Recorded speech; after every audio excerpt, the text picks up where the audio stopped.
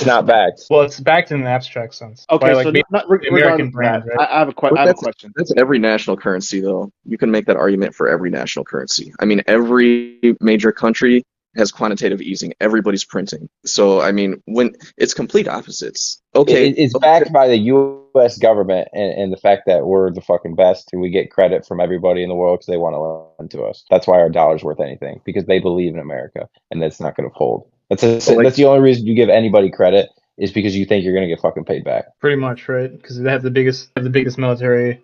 They have the strongest economy for the most part. Like, we're known, we pay our notes. That's why we exist. That's why we have, I don't, how many trillion in debt are we? And we can get more whenever we want it. That's a horrible way to function, though. I mean, we're literally going towards a scenario where we're not going to be able to pay the interest on our national debt. I mean, who's gonna make us pay, bro? But that's the thing. Well, we just go get more. That's how banks operate. You and what army are gonna make us pay? Nobody's gonna make you pay, but you're gonna go to the grocery store and you're gonna buy, a loaf of bread for $150. I mean, that's how it's going to go. Or you buy Bitcoin and you curve all inflation. Or you buy Bitcoin. But it's crazy. Like Ledger Wallet, people that bought Ledger Wallets through their website, they got hacked and people were able to basically find out who had what.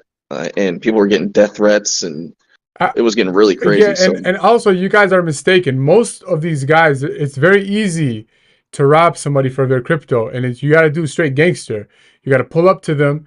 You got to all right, unload your wallet. We're about to murk you, and that's what they'll do. And most people, if you have all your stuff on a chain or where you access to all your money and you can pull it immediately, there's a lot of people who go abroad or go in Europe or we're traveling and stuff, and they got rocked for all their stuff. So no, dude, that's true. Do you think somebody's gonna run up on you and say, like, open up your Coinbase right now? Yeah. No, here's what's happening. You're in Miami starting to unload. Do that with anything else. You're in Miami starting.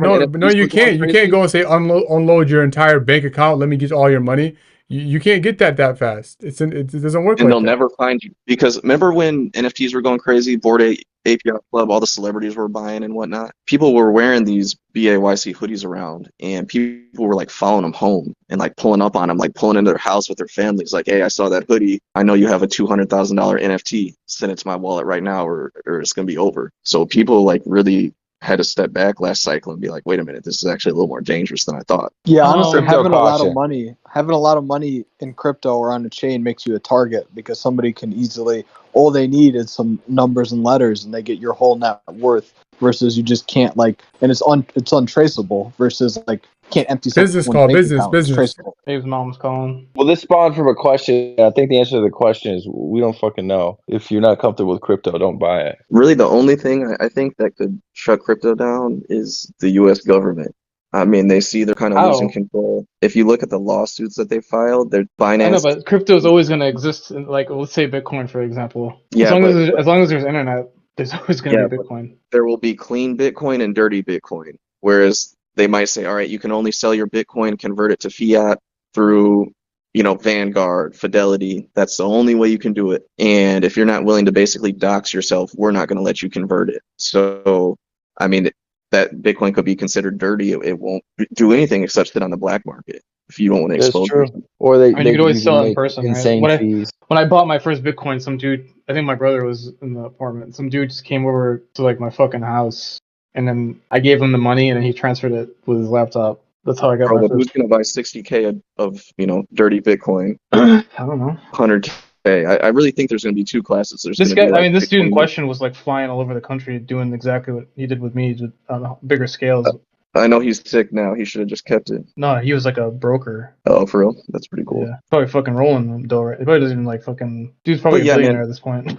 I've been telling people if they want exposure to the crypto market, but they don't absolutely want to buy crypto, then buy like Coinbase. I mean, Coinbase is the custodian for a lot of these NFTs. So if you look at Coinbase's holdings, and I mean, they've been working with the U.S. government. If you think Bitcoin's going to go nuts, all right, buy Coinbase. We'll see what they do. But I mean, there's inherent risk no matter what you invest in. I think the thing is just being diversified. Abe, what else we got here? We could talk about crypto? Yeah, man, get us to the next subject. He's on the phone. Somebody give us a new topic. Just getting yelled at right now. You can see the concern on his face. Hey, LFC, can we talk about the nature of soccer flopping and why that's ingrained in the culture? It honestly makes it unwatchable. Isn't that like not in Premier League though? Isn't that only like Spanish and like? A big part of it is, number one, it's ingrained in the culture simply because it works. Like, that is number one. Number two, to Alpha's point, there's certain countries that breed floppers more than others. So in Europe, you got Italians and Spanish who like to flop, and then anybody from South America is a massive flopper. So just like, you got to cheat to win, and that's ingrained. Like, you got to remember, a lot of soccer players, like, they're coming from, like, really bad places, and they'll do anything they can to make it for their family. So they're out there flopping, they get the calls, and they do it to win. They just don't give a shit. I mean, I get it, but isn't it kind of ridiculous that the leagues, they still, like, for example, like the Spanish league, like, how many times can you see a blatant hilarious flop and just, like, be like, oh my god, this is actually, like, the worst thing on the planet? Like, why don't they just, like, start adopting a more Premier League approach? It's not that simple. Like, number one, like, there's certain players, it's kind of like basketball. Like, I honestly, for me, has anybody here watched the NBA playoffs so far? Yeah, I just watched the Celtics ones. Well, I can, like, all right, so for me, I can barely watch the NBA anymore because there's a foul every 7 seconds and there's no flow. Like, it's a really hard I watch. agree.